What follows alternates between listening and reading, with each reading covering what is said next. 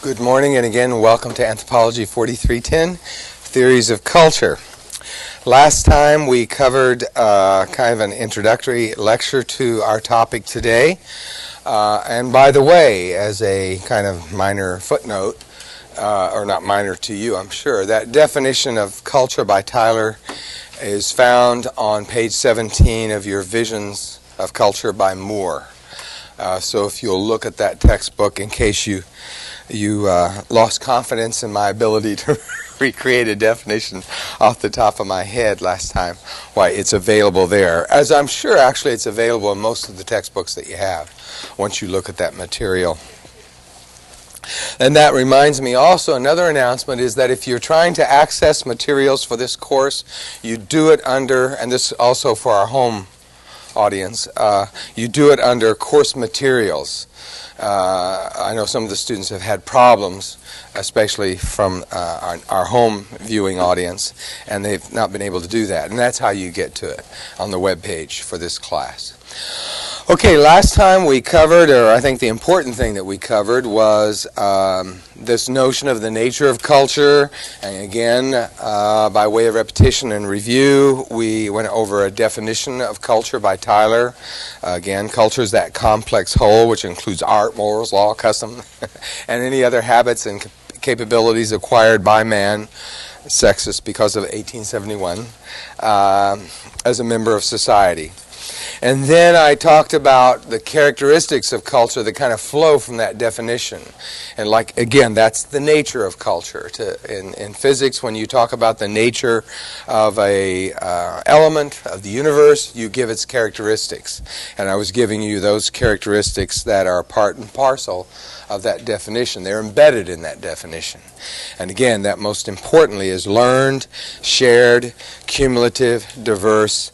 And the fifth one, which sometimes I see as the most important characteristic in terms of it's somewhat difficult to comprehend, but not when you think about it. It's a whole or a system with many mutually interdependent parts. And then I turn back to the class and I ask who could give us some examples that would illustrate that culture as a whole or a system with many mutually interdependent parts. And I must say the library classroom class did a very good job. You came up with some excellent examples that illustrate that. And then I kind of set the stage for today's lecture, if you don't remember or recall, and that is to talk about, again, to go back to the topics that I've covered before, and you'll find I do that somewhat today. And I'm going to go over some of those concepts that we've recently covered and hopefully bring it all together so you'll know why I covered them. One of them would be, for example, ethnographic present. Another one would be empiricism, et cetera, et cetera. And we're going to do that in the form of talking about Eskimo culture and ethnography as viewed by people of this generation of anthropologists that we label or refer to as cultural relativists. Sometimes they're called cultural historians. Sometimes they're called all kinds of things. Sometimes they're just they're denigrated. Sometimes they're extolled. But whatever a particular scholar happens to think of them, they're extremely important in terms of what we do and talk about today. Again, I think I credited Franz Boas with kind of setting the agenda, the current day agenda for modern day anthropology, including those areas over which we have arguments and debates. We owe all that to him. And again, that kind of reinforces this notion I have that any scientific discipline, apart from being in an ivory tower, or not being in an ivory tower, that we are products of the society and culture in which we exist. And we also, in turn, help to shape the culture in which we live and the society in which we live. And I have said this, and I don't want to give you a mistaken impression. Not all things from physics flow to anthropology. Only certain ideas flow from physics to anthropology. And in turn, I want to add, sometimes ideas from anthropology flow back to physics. One of them would be that many anthropologists in some reviews of many physicists in some of their reviews of their own history of knowledge refer back to anthropology. And one of those segments that they refer back to is relativism, which is, of course, where we're at, so to speak. So I had just begun, I think at the end of the last lecture, beginning to give you an account or an overview or a listing of cultural elements that might be present in an ethnocentric viewpoint of culture. And in some ways, in your margin at this point, when we say ethnocentric, you can write in your margin, your notes, that we're really talking about the 19th century. Because that's who the relativists thought about when they talked about ethnocentrism. They had in mind people who came up with a theory, people who came up with notions about human behavior before they had ethnographic facts. And that would be the position taken by Boas, his colleagues, and his students. Now that I've given you kind of an overview of where we were up to the point where we ended, are there questions about anything we covered last time? Yeah. Just as you were saying, the list of elements that you're continuing as a part of ethnocentrism, you said something about putting something in the margin, and I can't remember what that was already. Put 19th century classical evolutionists in there, because that's who the relativists had in mind. Remember, each generation of anthropologists has someone they're talking to, and it's usually the preceding generation of anthropologists. And they're kind of putting them down, criticizing them, letting them know they don't have that much impact today. But of course what that means is they have considerable impact. Any other questions? Okay, yes, same suit. Okay, one more thing. Seems like every anthropology class I take, the professor has his or her own list of words or sentences that describe the elements of culture. And we talked about the fifth one being something like a pattern last week, because that's what I was given, the word pattern. And there are two others I was given, and I wondered if these would be appropriate in trying to recall the definition or to define them. Arbitrary and adaptive being things chosen that make sense. And I'm thinking that if I was to define cumulative, that would be adaptive, perhaps. Possibly those aspects of culture that are cumulative, that are retained using that later refinement given us by Harris. We then might bring in this notion of adaptation, or adaptation is I think is a more correct word. I don't even know if adaptation exists, but I know lots of people use it, especially colleagues. So I don't want to criticize, because I don't know. Adaptation seems to be really the word if you think about it. Adaptation seems to be a misstatement. But who knows? Okay. But again, it's both what it is. These 5 characteristics I've given you for this class are the standard characteristics that most anthropologists talk about when they're talking about what flows from that definition or what's embedded in that definition. There are a lot of other things embedded in that definition that one could expound on, but scholars have chosen not to. So individual anthropologists, of course, in their own classes, can add a lot of things. It is important when we're talking about the relativists to realize that they took forward that notion of technology being a factor that's extremely adaptive, and that it allows groups of human beings to survive, and if they don't adapt, of course, to not survive. But that isn't something that directly flows from this definition. Another one I mentioned last time, which could be a characteristic of culture you would just automatically add, would be that culture changes constantly. Because if you focus, as anthropologists used to, on prehistoric, or in the case of ethnologists, pre-literate cultures, or savages, or hunters and gatherers, or whatever you want to call them, you would be focusing on folks that the record of change is very gradual over centuries. For example, one of the things that's notable about Trobrianders prior to contact with the West is that one of the reasons they didn't have to have verb, what do you call it? You conjugate verbs, right? One of the reasons they didn't have verb conjugation, or they were allowed not to have verb conjugation in their language, is they didn't need it. What they had done, their fathers had done, their grandfathers had done, their great-great-great-great-great-great-grandfathers and grandmothers had done. So it wasn't necessary to say, today I did this, yesterday I did that, and tomorrow I'm going to do this. Because all 3 days they would have done the same thing that they had done that very day. Or at least that's the view that people had. And whatever view, and whatever's correct, whatever is, I also think Trobriand culture probably changed over time. It really doesn't need modern technology to bring about that kind of change.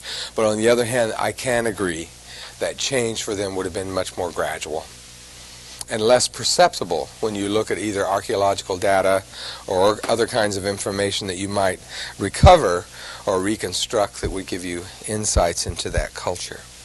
Okay. Then there was one other, this word, diverse.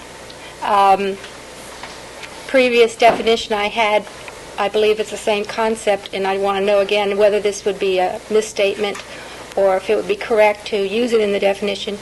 Arbitrary. I don't believe they were arbitrary.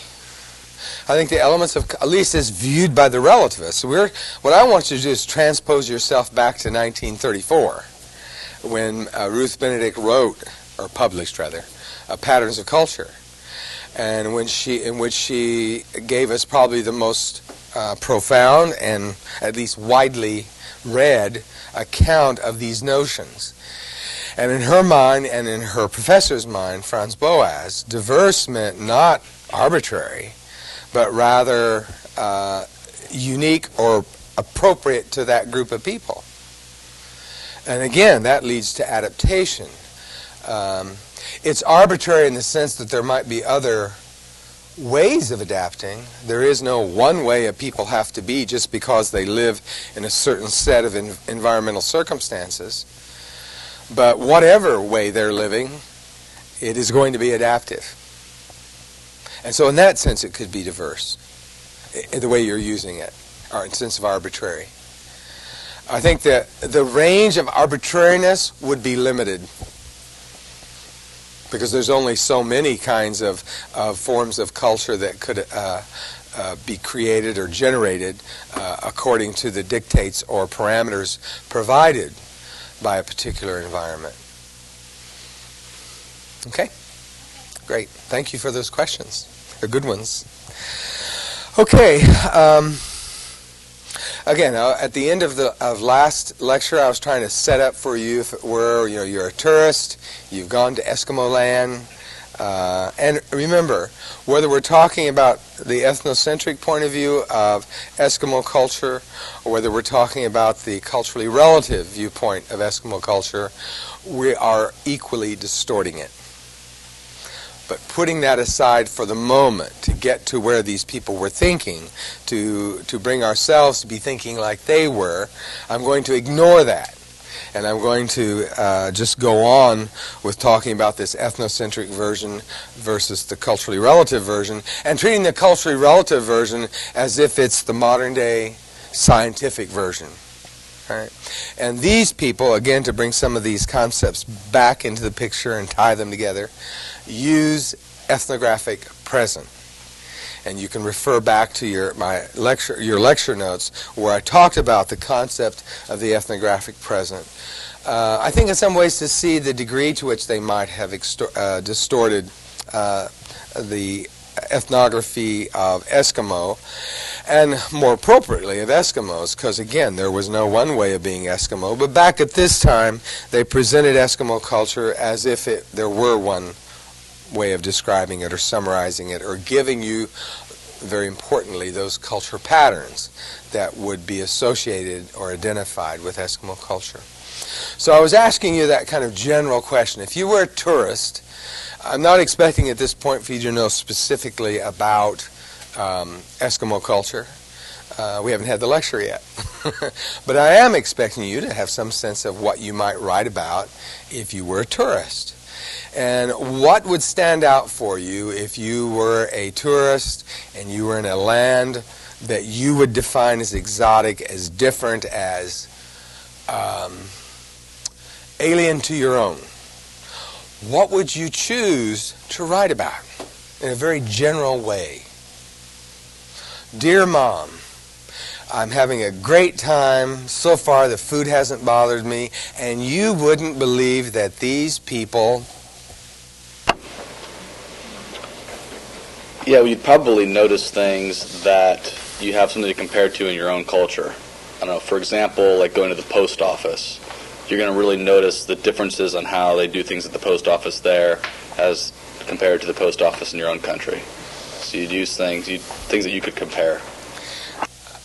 Most peoples that anthropologists have this kind of experience with, that's correct, there would be no post office.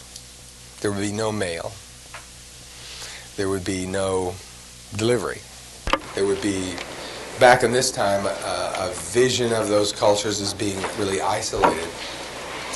So given that, you're actually not entirely wrong with what you're saying, because you're focusing on what I want you to focus on. And that is not comparisons, but differences, contrasts. That's what you notice when you're going, if you're taking a bus trip, just for example, through India, and you're staying in the bus, and you don't really get to know the people that are there, then what you talk about, what you think about, and what you observe that most readily comes to your mind are the ways in which those people in, say, Delhi, or New Delhi, are different from you. Now, obviously, India is a country that would have a postal system, but say, for example, if you were to go to the Trobrianders, they would not, at this point, or at this time, would not have had a postal system. They would have been extremely different from us. And it's those differences that would be highlighted. And it's the differences that, again, to refer it back to chapters in anthropological history, that the 19th century folks noticed also. They noticed that, there are all these differences and there's all this diversity in the world, but they were trying to take that diversity and reduce it to a uniform scheme or a universal history. Boaz and the relativists were trying to do other things. They were trying to take it away from that universal scheme and give you a view that was historically particular, or particularly historic, whichever would be the more correct way of saying it. I believe the former. All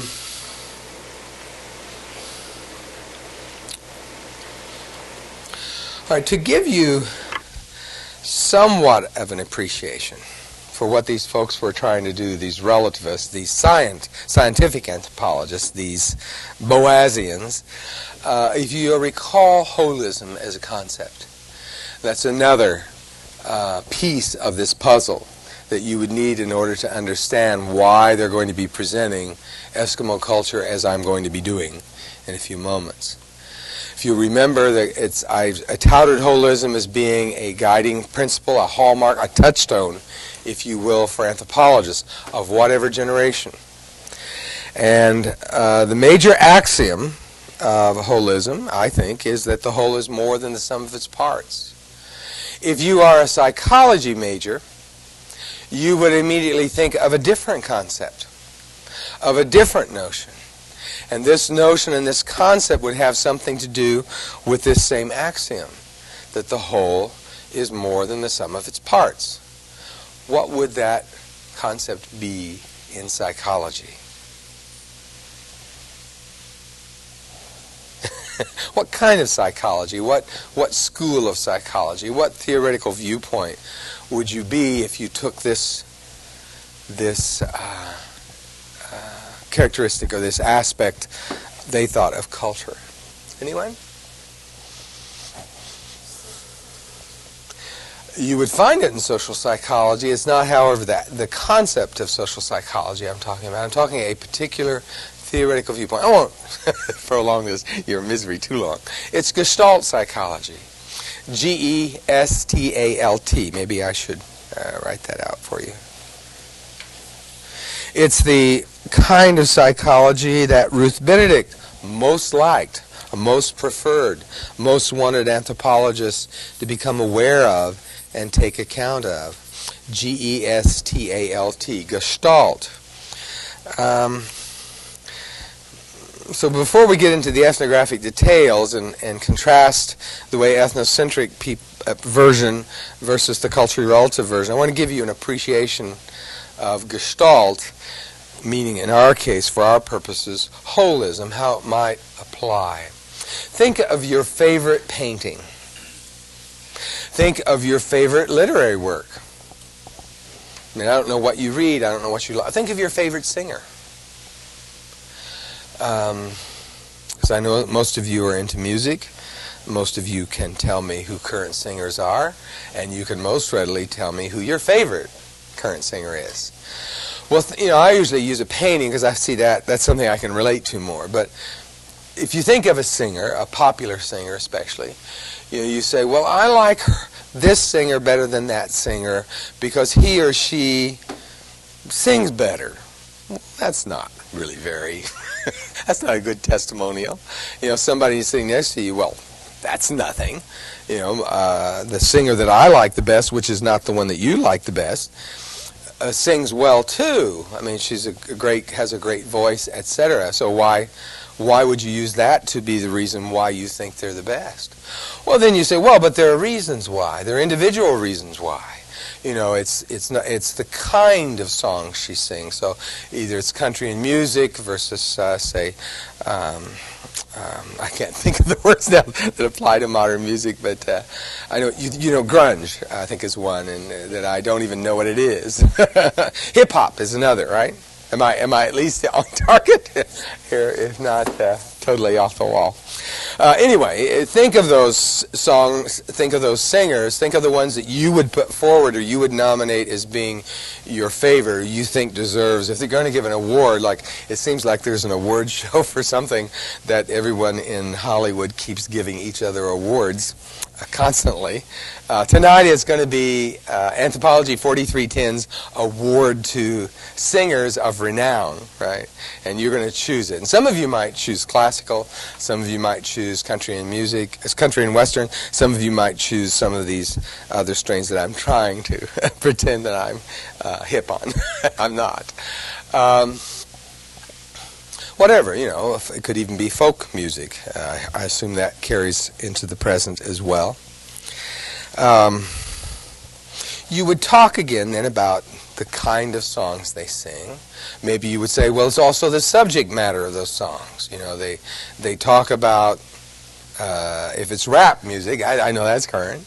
Many times in rap artists talk about what's the negative side or aspects of some of their lives. It focuses, outsiders, for some of those groups anyway, seem to think that it focuses too much on violence, on denigrating women, etc. You've heard that at least from congressmen. You wouldn't hear it from me because I wouldn't know. But again, you would take that and you would use that as an element that would either draw you or attract you to that kind of music, or you wouldn't.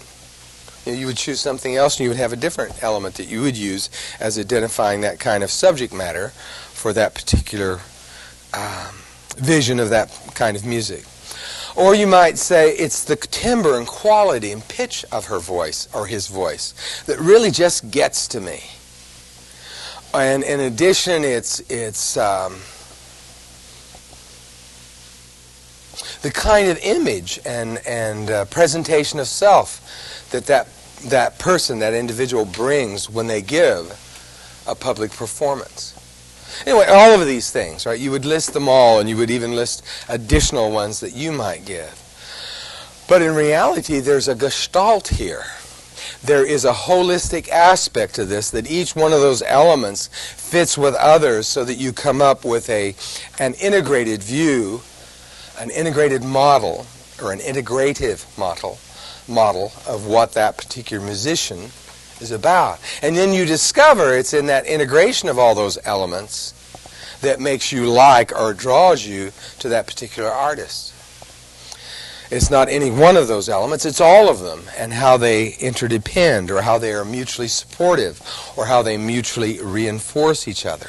So I think you're beginning to see from the words I'm choosing here that that fifth characteristic of the nature of culture is very importantly leading into a discussion of holism, which then again leads into a discussion of what late Boasians added to historical particularism to make it the concept that we think of today and label cultural relativism. I always like to use a painting, I think, because I'm more familiar with it. Whenever I think of a painting, I think of something. When I first saw it, I kind of had a response of, what in the world? Why would they call that art? And then as I thought about it, I'm thinking of a painting by Klee, a German artist, and it was a kind of a round head, and I don't know if it was cubist or not because I don't know that much about art, but I realized it wasn't in the quality of the brush strokes, it wasn't in the kind of colors that he used, it wasn't in the bringing those elements together in a more integrated package. It was that there's something about it that sets it apart from the time in which it was painted, and it's come to be known as great art. And other painters at that time who may even have imitated him or done something in a similar style didn't carried forth to our century. But you can readily find examples of art by Klee in any important collection in museums today. And the same is true for other artists. I remember when I was in the Prado Museum in Madrid, there were all these paintings by Rembrandt. I had never seen so many paintings by Rembrandt. I didn't even know there were that many paintings by Rembrandt. And then you turn the corner, the Prado Museum is one that you can just go through for days and days and days, or you should, because otherwise you're not really appreciating everything that's there. Anyway, you turn the corner after being overwhelmed with this multitude of paintings by Rembrandt, and the paintings in this hallway were identified as student of Rembrandt. They didn't tell you their names. They didn't tell you who they were, what they had done, or anything. They were mimickers of Rembrandt. So Rembrandt and Klee and your favorite artists today bring together certain elements that people appreciate, that people identify as being important and seem to be representative of that era, of that age, and they catch on. They catch the fantasy or the mind of those people who are doing these kinds of evaluations.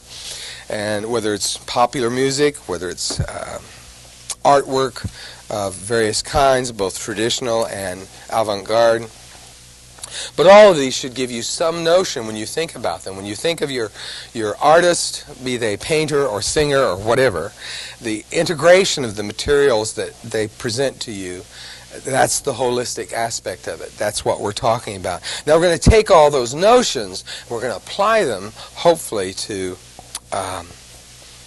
Eskimo culture. So again, first now, I'm going to just go ahead now and give you some of the characteristics that an ethnocentric vision of Eskimo culture might be about. And one of the important things for you to note is that in this ethnocentric version, I'm not going to explain anything. I'm not going to, quote, contextualize anything. I'm just going to list it. And they're going to be, from our point of view, just like his post office, sensational, because they're so different than what we do. All right, so if I were going to do that, I would probably, first of all, in that my tourist perspective of these things, in this pre-scientific view, I would talk about female infanticide. I don't know, and if most of you, if you've had cultural anthropology at all, you've probably heard that there are folks around the world who, if their firstborn infant is a female, and it doesn't always have to be the firstborn, but their custom may be to kill it, to murder a child if it's female. currently today, one of the things that you see, or infanticide, not infant. Today, one of the things that you see, I don't know how true it is, but I know that it's reported. Going back to India now, they have a lot of family planning programs that they try to put into practice in the nation of India.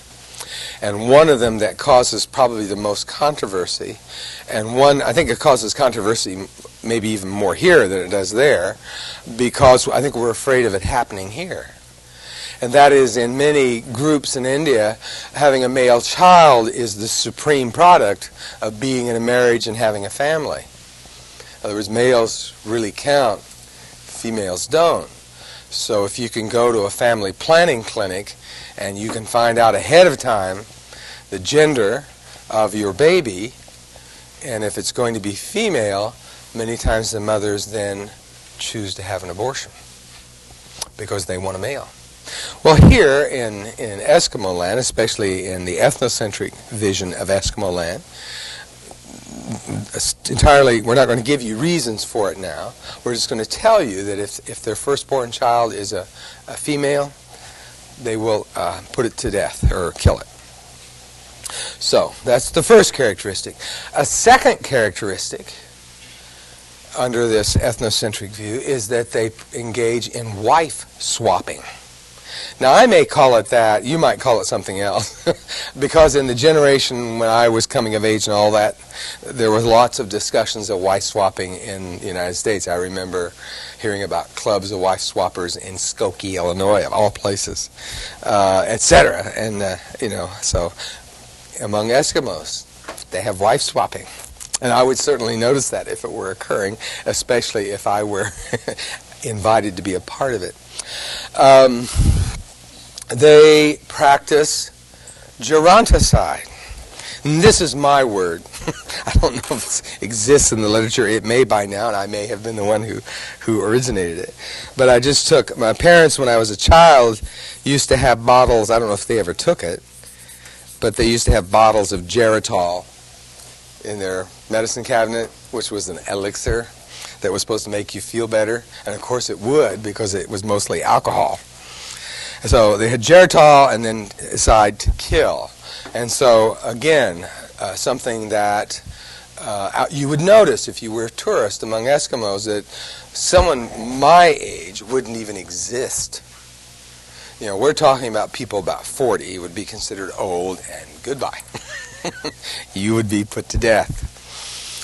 So,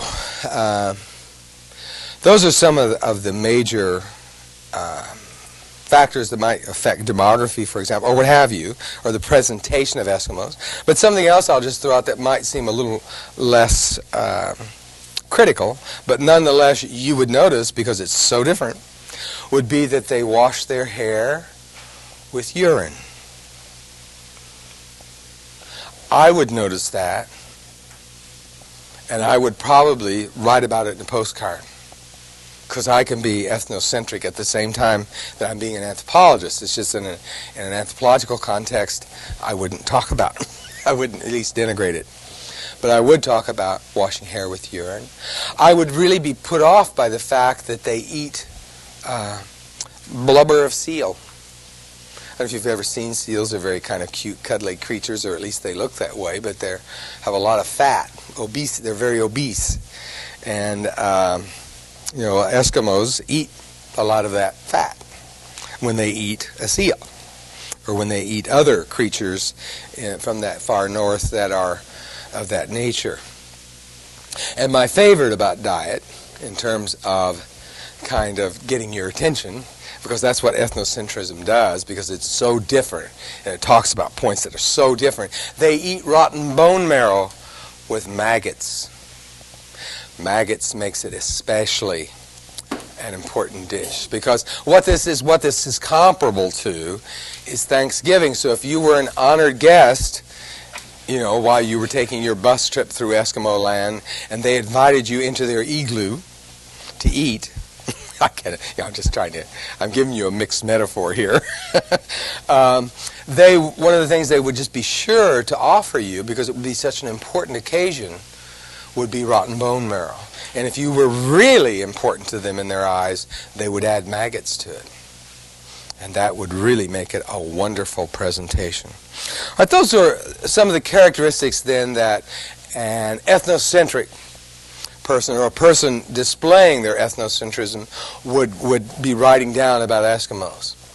Now I want to go back and I want to go over the same, I'll include the same characteristics by the time I'm done. But I will have added others at the same time. And out of this, you're supposed to be getting a really good example of ethnocentrism, or excuse me, ethnocentrism, that'll work. Holism, ethnographic present, empiricism, whatever. We're now going to be anthropologists who don't just read about this, but we're going to plop ourselves down, get off that bus, and be with the Eskimos for a year or so. We're going to do what Ruth Benedict tells us to do. We're going to do what Margaret Mead did. We're going to do what Franz Boas gave us a mandate for. We're going to employ empiricism. Hope you see that all these concepts are coming together now. So in our experiencing Eskimos, not just looking at them from a bus window or reading about them in books or the newspaper, we're going to first realize that convey to you anything that we experienced about Eskimos, we need to explain some things. And the first set of factors that I think we need to explain and include is talking about the environment. We need to let you know that the environment is extremely difficult to live in. And if you're an anthropology student, you would know that the biological nature of humans probably is more about being a tropical creature, because our earliest fossils leading to humans in terms of an evolutionary history would be creatures that evolved or we have the greatest amount of evidence for them in terms of fossil finds in sections of Africa, especially East Africa. And then we see how the populations migrated north and into Asia and then eventually Europe. But whatever, we would tell you that then Eskimos are really, in fact, they're a little plump. If you look at it from this point, there is more obesity among Eskimos, but not because they're couch potatoes, as we might be if we're obese or a little obese, but rather because of their diet, and it's also adaptive. You know, it provides them with warmth in that very extreme cold environment. It gives another layer, if you will, of protection. So if somebody tells you you're getting pudgy, just say, well, winter's coming. Whatever. Okay, so we would talk about the environment, and we would talk about how difficult it is to live in an area of frozen tundra. You know, ice, solid ice chunk that exists for miles, and in any direction you don't see any relief in it. So how would you survive in that kind of context? Well, I would look to the Eskimos to tell me, since they've been there for centuries. So given that the environment is hazardous, that it involves a great deal of snow and ice and frozen tundra, which is kind of almost a permanent blanket of ice and combination of ice and snow that covers land for vast stretches, I would then realize and see and experience that game animals were extremely dispersed. You know, there are no schools or herds or groups of animals that are readily available that you can happen upon. Say if you were Plains Indians and you wanted to kill some buffalo, you'd have a herd of buffalo that you could have go over the cliff and then have a great big feast. But among Eskimos, there's no cliffs, number one, but there's also no herds to do that with. So it would bring forth an extremely important notion as viewed by the Eskimo in their perspective. As they talk about their lives, they would tell us the pivotal role, the pivotal person in Eskimo life is the hunter, the male hunter.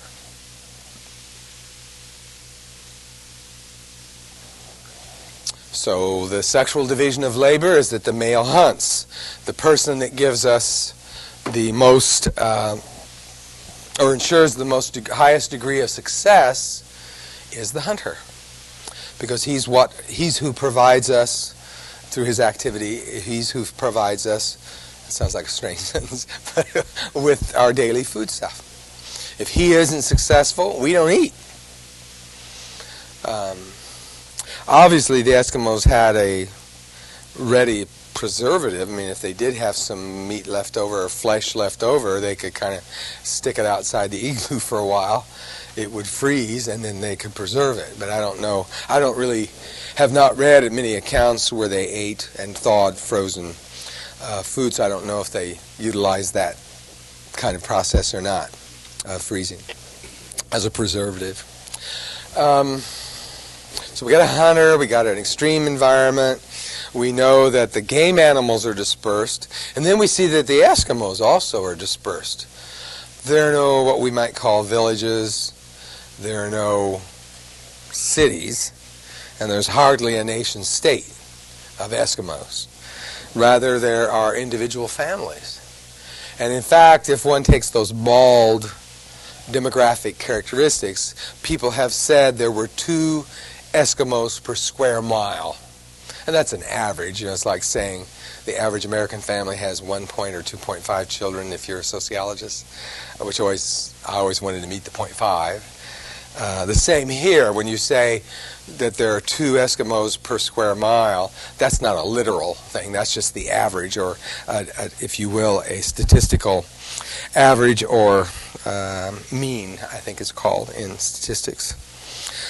So, whatever, 2 per square mile isn't a lot of people, and it means they're highly dispersed. So, in a highly dispersed environment of people in which you have hunting as a major preoccupation, and you have an extremely hazardous environment, there are other characteristics that seem to follow here.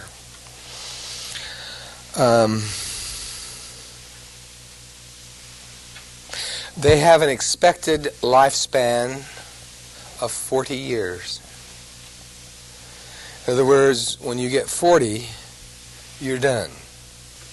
You're not just going through a midlife crisis, you're going through an end-of-life crisis, which is death. Sometimes that's natural, meaning you die, and sometimes that's not natural, meaning you get killed. Except it turns out, well, as we'll talk about in a moment, we're not going to talk about genocide yet. So they have an expected lifespan of no more than 40 years of age. Well, we can attribute that somewhat to, again, the hazardous environment. You know, if you're in extreme cold, extreme conditions such as they would live in, your life, you wouldn't live much longer than 40. And actually, when we look at hunters and gatherers around the world, this is an average figure that's used. They say almost all peoples would live to 40 in these conditions. Now, that doesn't mean that there wouldn't be some individuals who wouldn't live to be 70. It means, again, the average life expectancy would be 40. It's just like, you know, today they tell you, I think if you're a female, your average life expectancy is 76 or 78, I don't know which it is. And if you're a male, your average life expectancy, I think, is 72. Well, my father's 85 now. My mother was 95. So again, it's an average. That doesn't mean that some people don't live longer. It means that if they take all the ages, average them out, they'll come up with a figure of whatever they come up with now, but certainly among Eskimos they came up with a figure of 40. And I don't really know anyone who's gone through Eskimo land, done a statistical analysis, collected demographic data for census reporting, etc., and come up with those figures. But that's the figure that's used, and it makes sense. So they only have 40 years to live. You know that from the time you start knowing things. I don't know how important years are to Eskimo, but I would imagine they would say something like, you know, you're going to live until you're a father and your children are grown up. And that, by the way, would make you about 40. You'd start having children when you were 13 or through 20, and by the time they grew up, you would be 40 and you would be gone, and they would be having children, etc., raising children, rearing children, as we say in the South.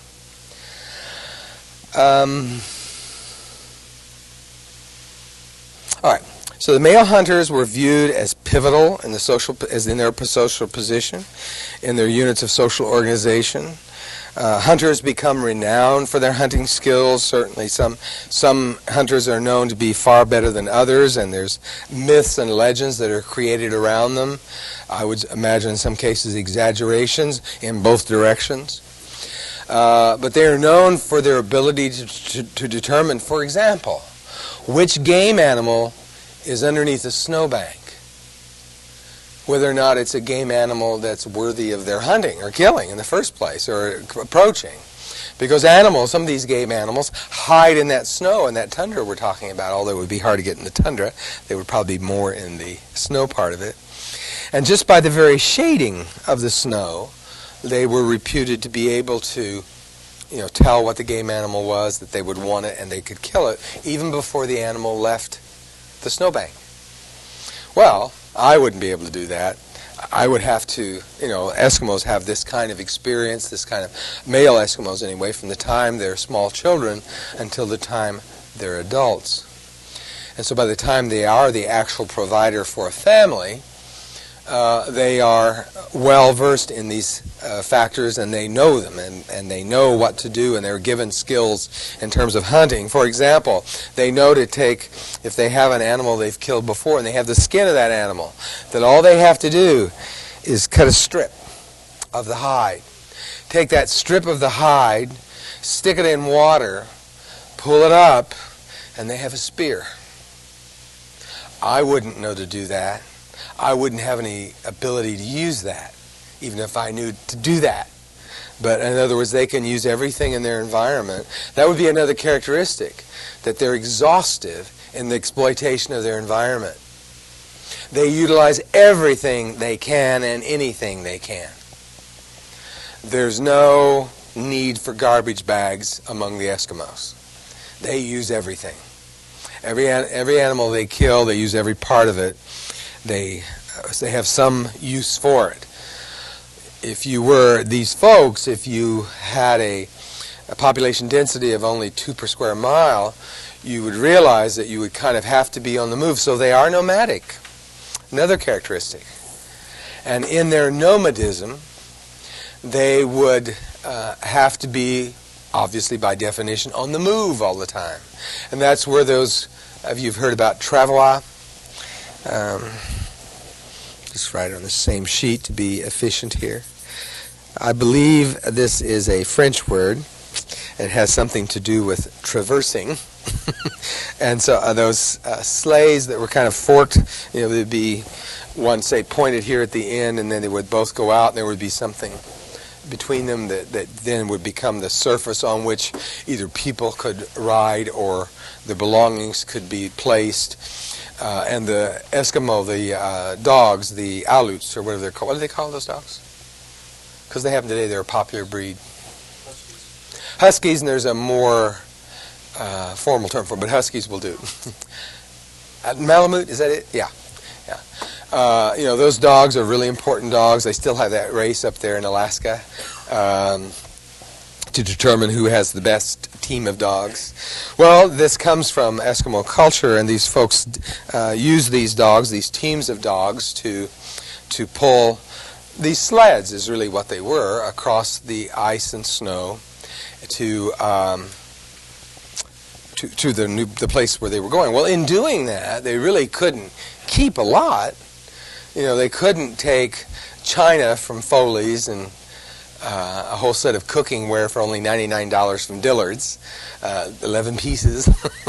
That would all be, quote, excess baggage to them. They would only take what they needed in order to survive. In fact, I would put survival down as an extreme value that they actually were conscious of. Everything they did was calculated. That's why I don't want to call it, what was the word that she used earlier, the student, that it was arbitrary.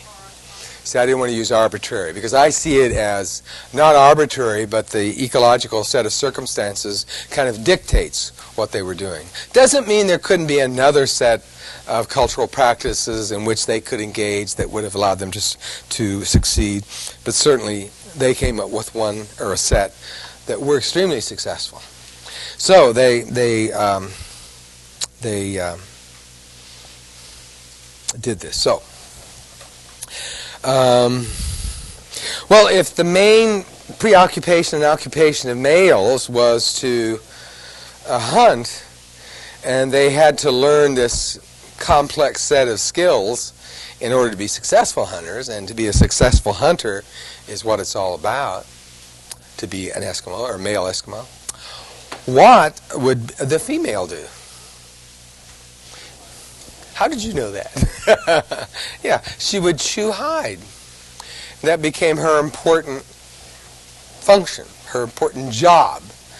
And obviously that probably wouldn't require an extensive bank of knowledge. It wouldn't take the mother years to impart that knowledge to her daughter. Rather, it would probably be by example. As soon as she got up in the morning and she plugged the coffee pot in, she poured the orange juice, and then she'd start chewing hide.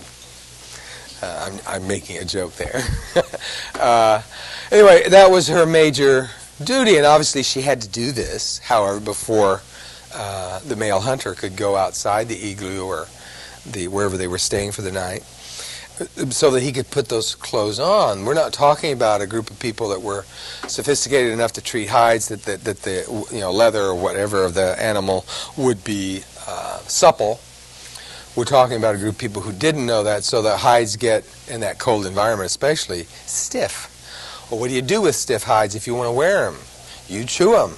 What does chewing do? It makes them supple. What can you do with hides that are supple? You can put them on. So you can put on these leggings, these pants, in quotes, that the Eskimo hunter might use and would help to keep him warm and protected in his environment. So this became then an important occupation or preoccupation by females beyond being the child rearers, beyond being the child bearers. So that kind of gives them a biological time clock like we never talk about in this society. When their teeth are gone, they're gone. That's how we would determine that someone has gotten to be old if you're female. And it's time to let you go, so to speak, or time to have you, encourage you to pass on in that geronticide characteristic.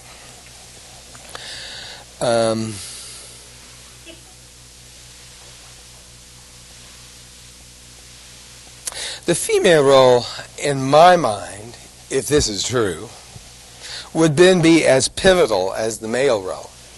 It's just a lot less attention is given to it when people talk about it. I mean, in other words, if you were to interview an Eskimo that were in the room now and he was male, he'd be about up to here on me, I think, because most people who are hunters and gatherers are shorter than we are. Our diet gives us this 6-foot average kind of thing for males. I don't know if that's an average. I think it's 5'8". So I'm taller than a lot of males. But anyway, this taller population that we have seems to come to us from our diet here in the United States and in the New World. He would talk about being a hunter, and that's how he would present himself, and he would know that immediately then that you would give him accolades because he was not only a hunter but a great hunter, and you realize the importance of being a hunter because that's why he's talking to you, because you would know and you would share in the same value system that he does. There's an Eskimo, what I would call a very sexist saying that really struck me, and that is a lot of my, I'm just going to give away a secret now, a lot of my knowledge about Eskimo ethnography, as known by anthropologists and as presented by anthropologists, were best encapsulated, were best portrayed in a novel that I used to assign for this course, but it was published in 1935, and the author's name was Hans Reusch. So if you can find a copy, it's well worth getting. I believe he's Danish, although I'm not sure. I have corresponded with him, but when he wrote me back, he was very old, and his handwriting was somewhat I could barely tell that it was from him. Hans Reusch, which I'll take above the UH logo there, and it's R-U-E-S-C-H. So anyway, this author wrote a novel called Top of the World, and it became a kind of popular selection. I don't think the Book of the Month Club was around yet then, although I may be wrong, and I'm sure someone in my home audience will now tell me if I am. But it became popular. Lots of people read it, and it was one of these. It was in my introductory class in cultural anthropology. Oscar Lewis assigned it to me, or us, since I wasn't the only person in the class, but we tend to be putting ourselves forward all the time. And then when you started reading this book, it was one of these books you couldn't put down. It was so intriguing. It wasn't that it really had an exciting plot. It was more just in the richness of description. And he was free to use literary techniques. It just sucked you right into Eskimo land. You really could picture being there. You could experience it emotionally, and you would become a part of that experience. That's the wonderful thing about literature that can be given by that approach in doing ethnography that sometimes we're not able to do if, quote, we're more concerned with being scientific, etc., and correct. But as far as we can tell, Mr. Reusch was correct in all of the characteristics that he gave. The plot around which he organized his ethnographic information. Well, and if you've ever seen The Savage Innocence, which is a movie that used to be on, if you'll forgive me, Channel 8, Channel 11 all the time on the late movies before they had late night talk shows and things like that. They used to have movies that would attract you like Channel 13 does on the weekend. And that would be the reason you would watch that channel. And one of the movies that I gather that at that time anyway, Channel 11 must have owned the copyright for, was a movie called The Savage Innocence, starring Anthony Quinn. And Anthony Quinn was the Eskimo the same way as he was a Greek, and he's always the ethnic minority male in most cases, if he's not either African American or some other. But if he's dark-skinned at all, Anthony Quinn is Hollywood's answer to it.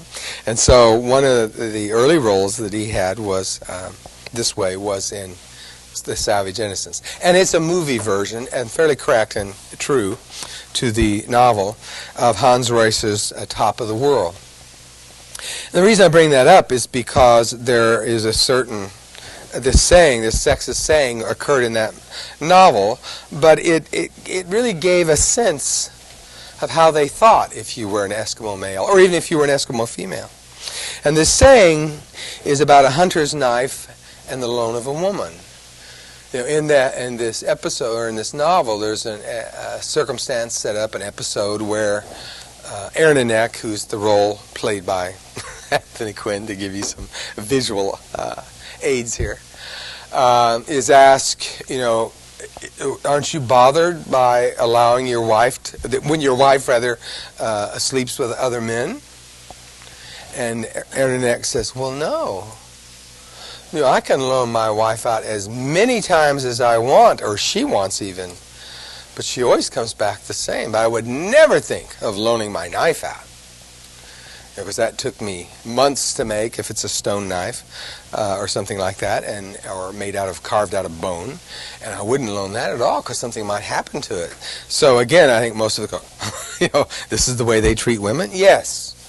It was the way they treated women, and that example kind of illustrates that. So that brings us then to this notion that I brought up to you before when giving you the ethnocentric version of Eskimos, and that's female infanticide. What was that about? Did they really kill newborn infants that happened to be female? And why, in their minds? How could they rationalize that? How could they do that? You know, it seems so foreign to us, so something we just simply would not do. Well, you have to add another aspect, another element of culture here. They had a version of reincarnation in their religious beliefs. So when little Susie Eskimo came to them, and she happened to be the firstborn, and they said, "Out goes Susie, we can't keep her," it's because they thought their gods had made a mistake. The people in their heavens, who, metaphorically speaking, who had sent them, Susie had made a mistake, sent her at the wrong time.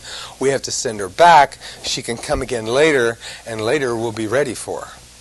But why do they, in their mind, place such an emphasis upon having the firstborn child a male? What do you think?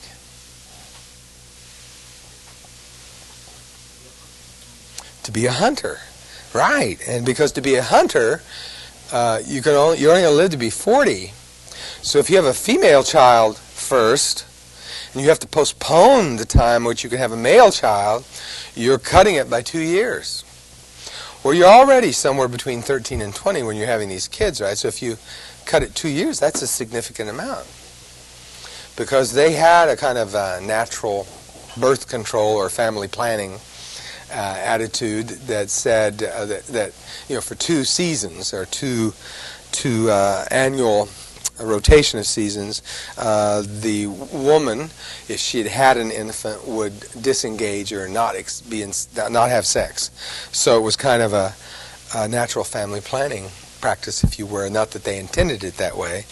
But in their view, what happened is the woman, if she were nursing, was weakened and so needed to conserve her energy. And one way to conserve her energy was to have her remove herself from an active sexual role. So if you were a female and you did have a child, you then would not be sexually active after the birth of your child, or even right before the birth of your child, for a period up to 2 years.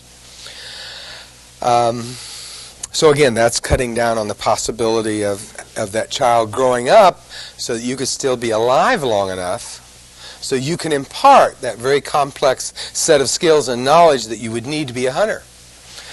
What else in this Eskimo land that we would present to you from this culturally relative point of view?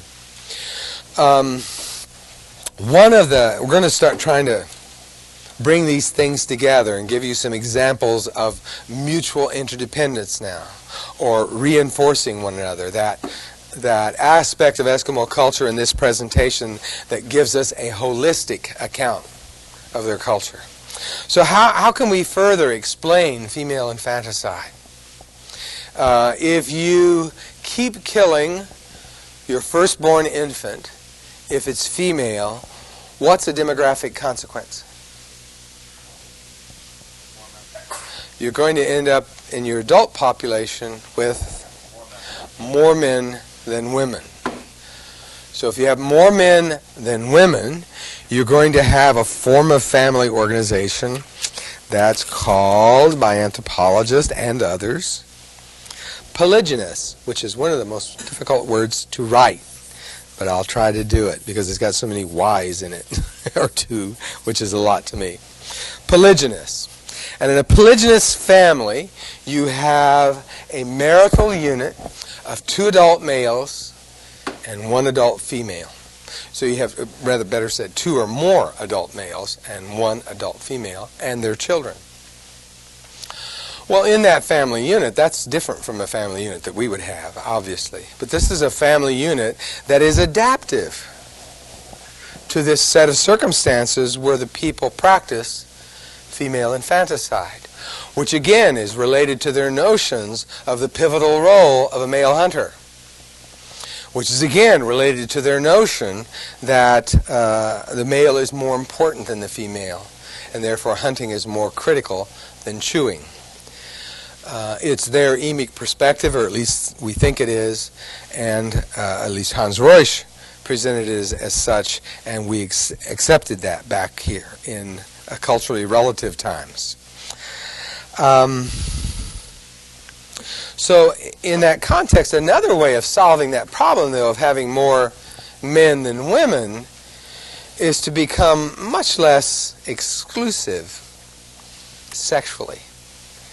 In other words, we have these notions of monogamy in our culture, and most of you experience that even if you're not married, I'm dating Roger or I'm dating Emily, and I don't want Emily out with Harry, and if you're on the other side, you don't want Roger going out with Susie, etc. You don't want, in other words, you want to be true to each other. Faithfulness is really an important virtue, and if you can be as philosophical about it as you want, you say, I don't think this way, but when it happens to you, you become incensed. You have a sense of being betrayed. It's a part of our cultural system of values, if you will.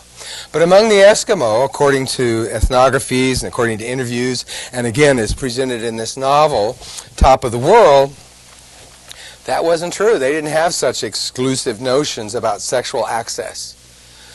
In this way, the same society that seems so against women, so misogynist, to use a term you might hear today, so sexist, gives woman the absolute right to choose and act on her own without consulting with hubby or without Aaron and Nick. And in that way, it is the woman could choose with whom and when she would have sex. Now, more often than not, if there's 2 people per square mile and they're nomadic and they have to follow the game animals, they really don't run into other males that often. So the occasion around which a male might be offered access to someone else's wife would occur very infrequently. But they would occur. And just because, say, if I have a wife, I'm Aaronanek, here's my wife, Asiak, and we're coming into contact with someone else, a male, who's a bachelor, who's kind of, if you'll forgive me using the vernacular, horny.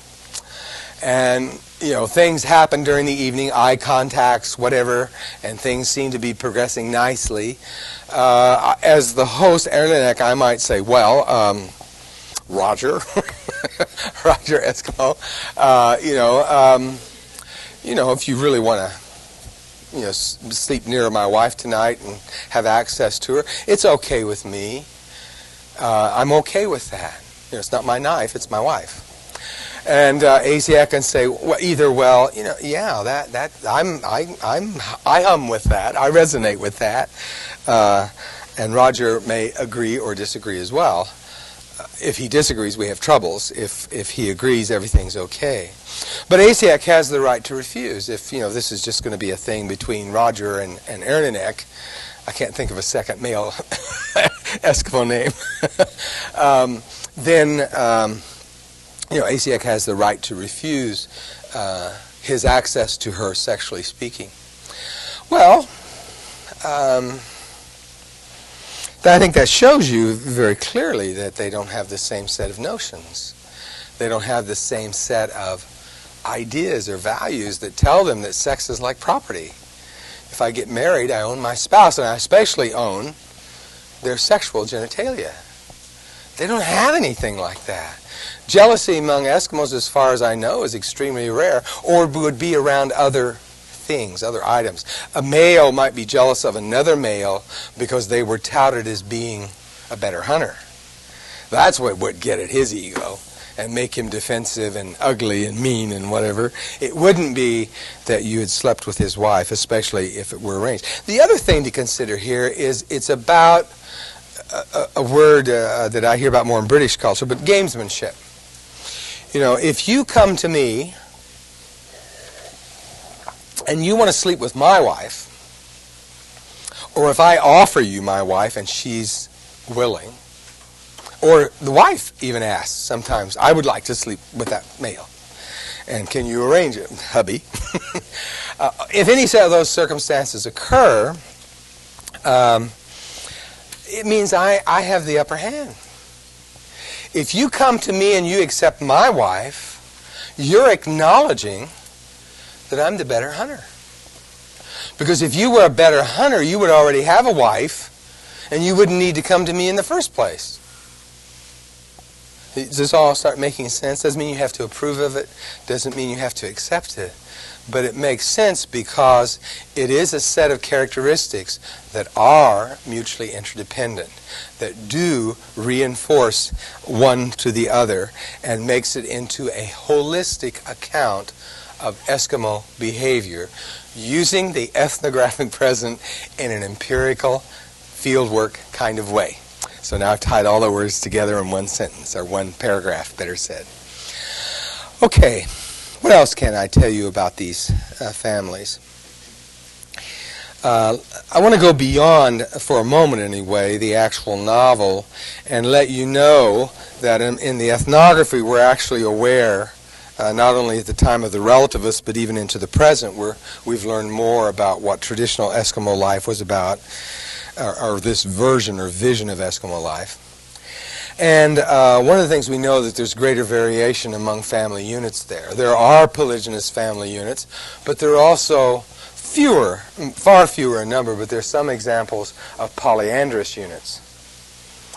And one of those that I'm going to kind of digress for a moment, just because I find it fascinating and contrary to most attitudes today, especially even anthropological attitudes about Eskimo behavior by anthropologists. There's a collection of readings called Many Sisters, and it was one of the first publications or collection of anthologies kind of thing that were written by feminist authors and were promoting different notions of appropriate of female and male attitudes in various cultures around the world, etc.